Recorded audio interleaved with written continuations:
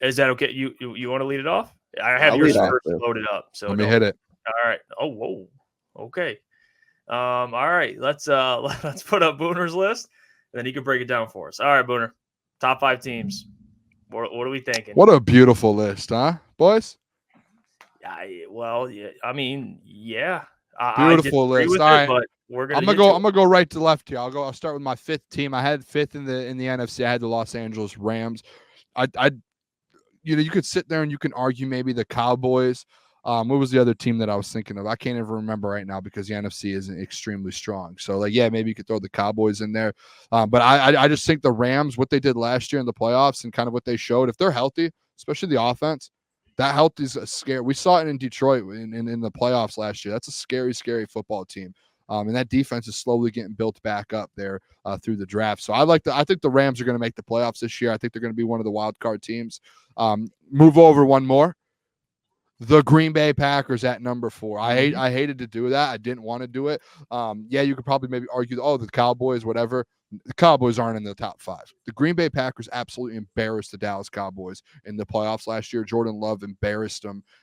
Aaron Jones, I know they don't have Aaron Jones anymore, but he embarrassed the Cowboys. That was on the road for them in Jerry's world. I will no longer be supporting the Cowboys or putting them in any of my top 5s, anything like that, until they prove that they can win football games and they can win big games. I'm tired of seeing them and talking about them, and then they just keep choking and choking. So I have the Packers at 4. I think the Packers are going to be really good too, guys.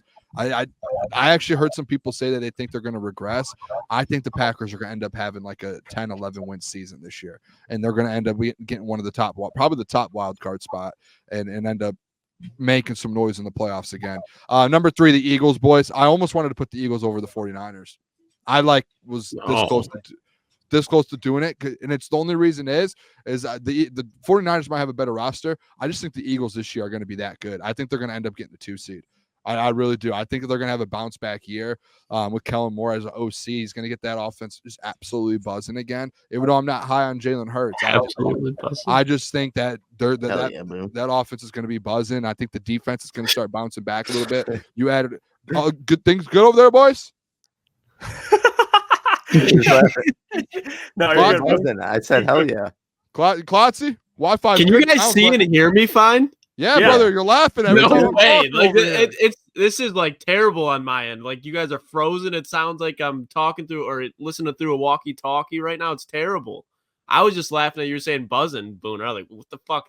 I've never heard that term talking about in football. Offense is going to be buzzing. Hey, you do you though, Boone. You're cooking. Team's going to be buzzing. The Philadelphia Eagles are going to be buzzing. The defense, they added some pieces in the secondary. They needed to booster up the secondary. Guess what they did? They got pieces. So I like the Eagles team. I hate to say it, but I like the Eagles team. Number 2, this is surprising to some people here because we did our full NFL power rankings a couple weeks ago post-draft, and guess what?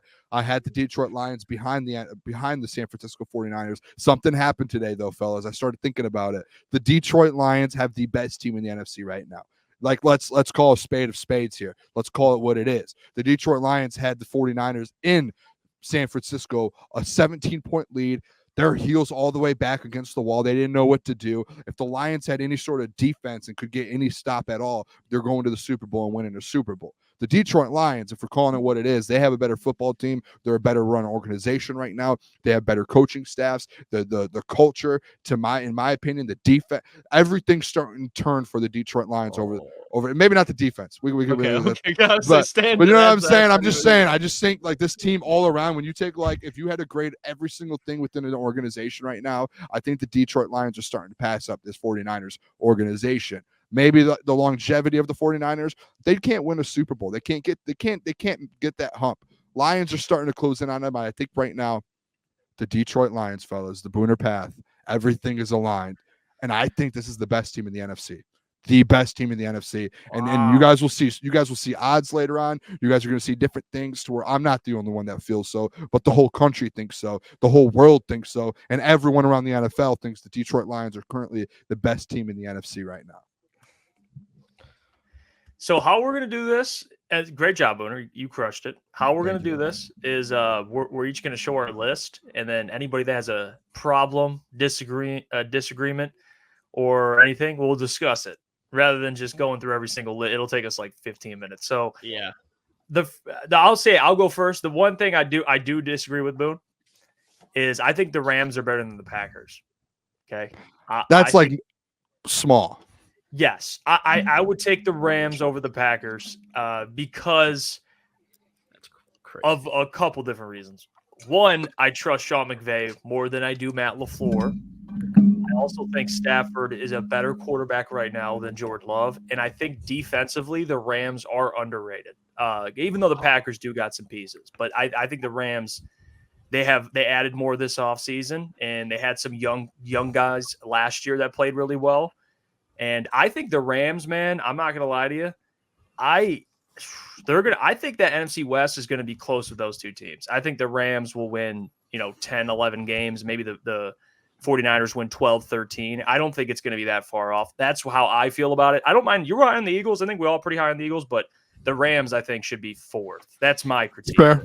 I think that's fair. There's no way that the Rams are better than the Packers. It's if Matthew Stafford stays healthy, come on now. We are forgetting that the best player in Los Angeles Rams history, arguably the best defensive player in NFL history, is leaving, and they're replacing him with two rookies.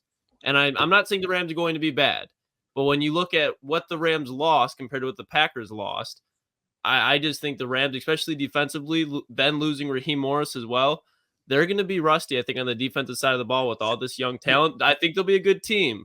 But when you compare to the Packers, I think ask you that, especially with Edgerrin Cooper, and then you add in Javon Bullard and Xavier McKinney. And then you have Eric Stokes, Jael Alexander. Xavier McKinney is not a rookie. Xavier McKinney's there. No, I and said their the first defensive coordinator just got better. I can't think of the defensive coordinator they had last year, but was absolutely atrocious. And then the offense is fully loaded. Let me ask you this, Lucas. Besides Jordan Love on offense, give me somebody I should be fearful of. If you look at that wide receiver core, I think that wide receiver core, the depth is up there with having a wide receiver 1 and 2 tandem, because they have 4 or 5 guys that can absolutely kill you.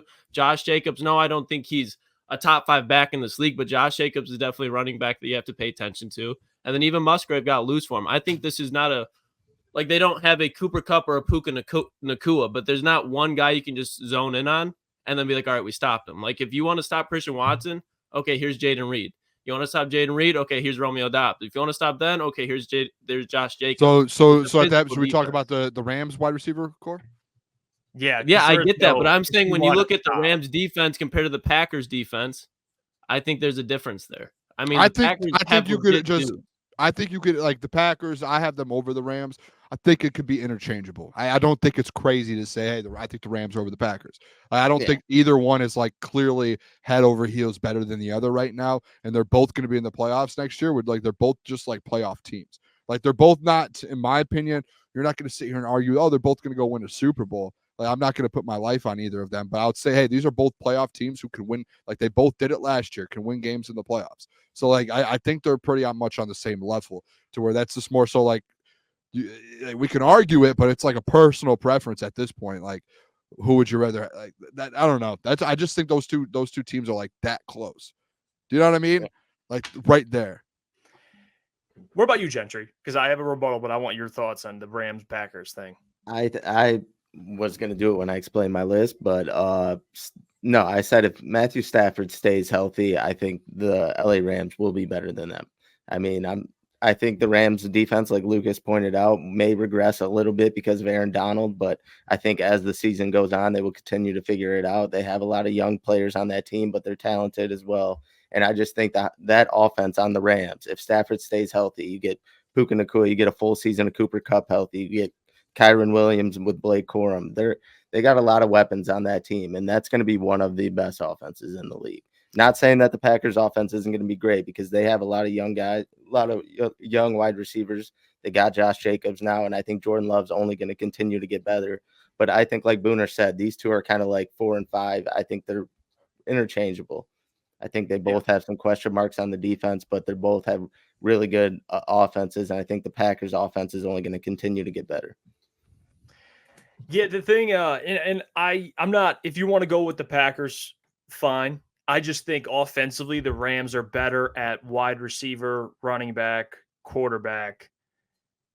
Both, not just wide receiver, but wide receiver 1 and 2, they're better. And that's where I'm like, okay, offense, I would give the Rams. Defense, I think it's a toss. I don't think it's like the Packers are going to have a significantly better defense. So I guess like at that point, I'm leaning Rams because I trust, again, Sean McVay over Matt LaFleur too. I'm taking coach into consideration. So, I don't hate it though. I'm going to get more into it with my list, but Booner, the other thing I wanted to ask you too is the Lions over the 49ers. I do respect it. You're going out. You're saying it's for this year. And you kind of explained it. And I don't want to give I don't want to give mine away or anything like that. But what to you is it the offseason the Lions had? Is that what it is to you? I mean, the biggest thing to me, especially like when you watched their game last year, is like they couldn't get like down the stretch in the second half. What couldn't they do? They couldn't get stops. They couldn't stop, Brock Purdy. And we talked about this today in some group chats. Like Brock Purdy did go out there and not dominate, but he made the plays to kind of go out there and win the game. And that was kind of the turning point of the whole game. Yeah, you could say the 2 drops, the fumble like that, obviously. But the biggest kind of thing to me was the defense. And you had Kendall Vildor out there guarding Brandon Ayuk. Like, what do we do? Like, that's the worst matchup you're ever going to get. Now you just boosted up that secondary. You added Carlton Davis. You went and got a Terrion Arnold, Ennis Rakestraw, who could potentially make an impact. You're going to have new guys on this team. You added DJ Reader. You went and got some new edges. As much as you guys might not like them, you got a new edge room essentially too. So like that defense got completely revamped. And to me, that was the only difference for me really from the 49ers to the Lions. Like I felt like the Lions offensively stay with the 49ers easily. Like they've been top 5 the last 2 years. And statistically, they've had a better offense than the 49ers. Yeah, the 49ers have a lot of names, but guess what? The Detroit Lions do too. And that was like that kind of conversation with Jared Goff to the media that gets brought up all the time where he's like, hey, you guys keep asking me about these 49ers guys, Debo and them. Guess what? We have Amon-Ra St. Brown, and we have Sam Laporta, and we have Jahmyr Gibbs, and we have David Moss. We have weapons just like they do. So, like, stop asking me those questions. So I think that's like the offensive side. All right, done. Like, I think the Lions, you could make an argument, especially with the offensive line and the 2 running backs they have. You could almost, to me, make an argument the Lions offense you would rather take over the 49ers. Yeah. Like I you can make that argument, and I could say I think so going into this year. Now the defensive side to me is, did the Lions upgrade defensively? They don't need to have a better defense than the 49ers because the 49ers have some dudes on that defense, but you needed to upgrade from what you had last year. Because we talk about it all the time. If the Lions just add a top 12 defense, they're right there and they're going to win a Super Bowl.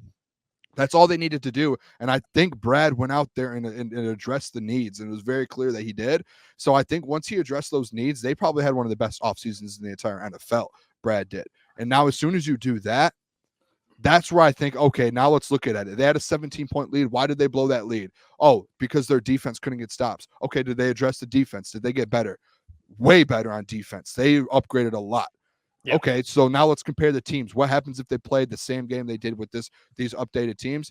The Lions are gonna win that football game. That's how I kind of took it in my head. And I think going through the year, you're gonna start seeing. That's why I think Week 17 is gonna be the winner of that game wins the number 1 seed. And I think the Detroit Lions win that football game in Week 17 to take the 1 seed and get home field advantage through it all. I think it's well said. I want to get into Gentry's now. Gentry, we're going to get yours up here. You feel free to break it down, explain your reasoning. Let's do it. All right. For all the reasons I said, I'm not going to explain the Green Bay one, really. Obviously, I think Stafford's a better quarterback. I think their offense is better as of now. I still do think they have question marks on the D, but that'll work itself out. And then I think Green Bay, number 5, they have a chance to move up this list, but I want to see it as the season goes on. I think Jordan Love's only going to continue to get better. And Jalen Hurts and the Eagles at 3. I've been saying it all since we really started here. I think the Eagles team's going to have a tremendous bounce back year. I think people are sleeping on Jalen Hurts and the Eagles. And then number 2, I have the Lions. Until they beat the San Francisco 49ers, I'm not putting them number 1. They got a matchup in the regular season, and then they'll play them again in the playoffs, hopefully. But until they beat them, until the 49ers lose, I cannot take them out of the number 1 spot. And I know the Lions had a great offseason. They addressed their needs on defense. Like Booner said, maybe I don't like the edges that we got. Maybe I'm not happy with that position. But they did go out and address their needs. They had a very great draft. But I'm still putting the 49ers number 1 as of now. And I could defend a little rebuttal here with the 49ers thing here. is, in my opinion, and Gentry, I was with you a couple weeks ago when we did our full NFL power rankings, and I had kind of the same mindset. Excuse me. But to me, it's just like, yeah, but like, what are we going to do? Are we just going to keep putting the 49ers behind or ahead of the Detroit Lions until week 17 on every rankings we do? And that was where my mind, that kind of clicked a little bit to where I was like, okay, like, let me look at these teams. Like, what did these teams do in the offseason? And I felt like, again, the Lions addressed the needs that they needed to. And the 49ers, like, yeah, Ricky Pearsall, they added a piece, but they have some disgruntled wide receivers who might want out. Like, there's things going on over there. They've had a couple players on defense leave now. They did add a couple pieces, but like, there was a little kind of turnaround there to where they realized, like, we keep getting to the Super Bowl, we're not winning. Like, we need to change something.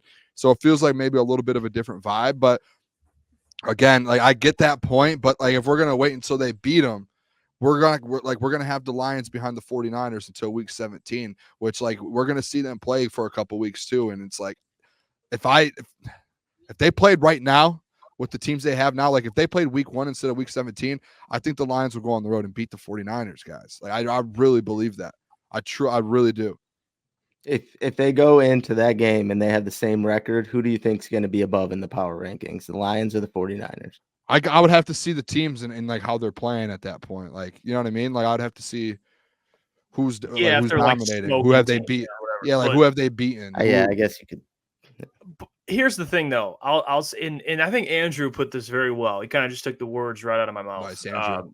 Andrew Jones here in the chat. He says 49ers were the best last year and didn't lose anything. They're still at the top till proven otherwise. That's kind of how I feel it is. They actually added. They lost Chase Young, but they replaced him with Leonard Floyd, who had 10 and a half sacks last year. They're essentially the same team, right? Essentially, I don't think it's like a gap. I think the Lions are getting right an all-pro safety back. So let's say that. So when they play, Tufanga's back. When they played last year, you're saying there wasn't really a big gap, like you could tell, because Lions were up. Like, they didn't essentially add anything. So if there was no gap and one team added more than the other and one team got that much better in the offseason than the other, there has to be a change in that gap, correct? Essentially, right? Like, logically. You're acting like the 49ers. They had an offseason, dude. They did, but I think the Lions had the best one. They had a good draft. I think the Lions had one of the best ones in the NFL. That's fair. Okay, they addressed literally like the 49ers brought pieces in, Ricky Pearsall. They added Leonard Floyd, Devondre Campbell. Like that, those are two really good players. Lost players. They added players, but guess what? They lost some big time players as well. Eric Armstead gone. Yeah, but Leonard Floyd, I'm cool. Yeah, but like they lost Chase Young. Like they've lost. They added pieces. Now, if they kept those pieces and they added, then you're like, okay, they're stacking up. But like they lost. They had to replace guys. Yeah, and again, I don't. Again, it's close. I don't hate your take is how I feel with a lot of players, Booner. Like when I talk about some of the players that I think, well, yeah, you can say like production wise, they're not good right now, but by the end of the year, we're going to be saying that they're the better player or team. So I understand where you're coming from. Thank you. All right, well, you'll do your list, next, Lucas. We'll get yours up here, and then we'll break that down. I'm ready to get absolutely killed by the chat and by the fellas. Oh, and by the way, there's a little surprise on your list as well. Yeah, people are gonna hate it. Well, no, like an actual, like, you'll see. So here's your here's your oh my God. Here's Lucas, the ball knower, his list. Lucas, what's going on here? Listen, you can hate the Falcons, but they're going to be an 11-12 win team, and I truly believe that. I think the case that you were making for the Rams defense, Jeff, is more applicable, especially when you add in the fact that it's Raheem Morris that's there. For the Falcons defense, they have a top 10 offensive line. They're going to have a top 3 backfield in the NFL this year, and then they have a true X wide receiver in Drake London. I think Kyle Pitts and Darnell Mooney will be reliable, just second and third options there, but this is going to be a really good cohesive football team that's going to be hard to beat. I feel very similar to them as I do about the Indianapolis Colts. So you can hate it all you want, but when the season is ending, the Atlanta Falcons will probably be the 3 or 4 seed in the NFC.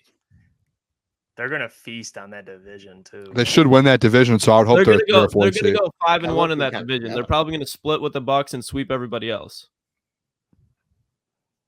So you can keep going. We'll address it. Okay, so we'll go Packers. I think you guys all made the case for the Packers. I think they're a really good team, both offensively and defensively. Eagles are going to bounce back in a major way. I think Jalen Hurts is going to prove that he is a legitimate quarterback in this league. He's not just a system guy. The system helps him, but he's a very good quarterback as well. And then I really did fight between the Niners and the Lions, just to the point that Booner was saying.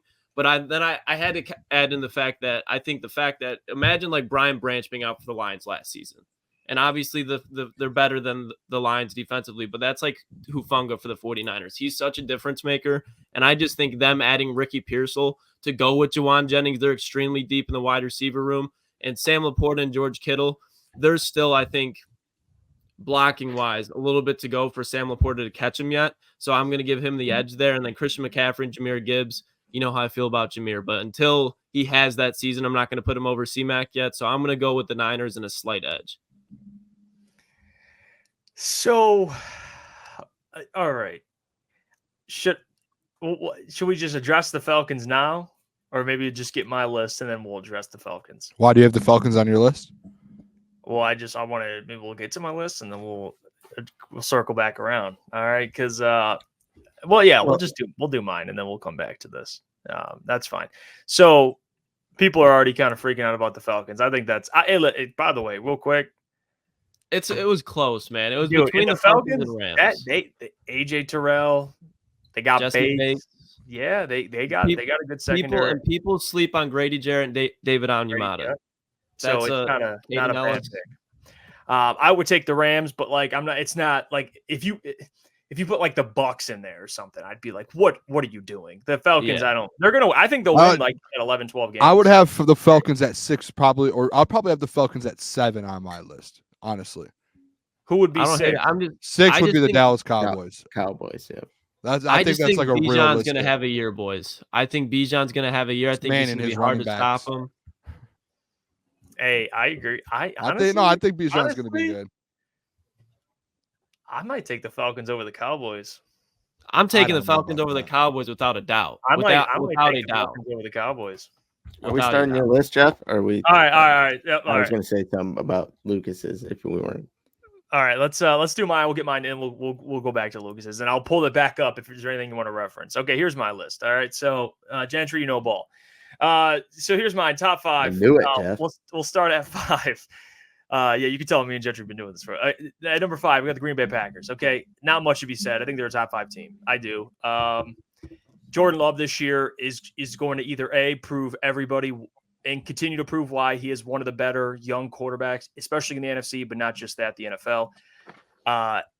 Or B, he shits the bed and the Packers don't do well, but I think he will do well. So I have him at 5. I think they're a top 5 team. Number 4, I have the Los Angeles Rams.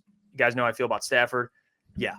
The Rams are going to be better than the Packers, I think. I don't think it's egregious to pick the Packers, but I think the Rams, man, the defense is improving. They still have weapons. Sean McVay, Kyron Williams, their offensive line to sign Jonah Jackson. Almost said Jonah Williams. He's with the Cardinals. But Jonah Jackson, former Lions offensive guard. So I like what they're building, man. Rams are going to be better this year. Not only that, but I think they'll contend for their division with the 49ers. And number 3, I have the Eagles.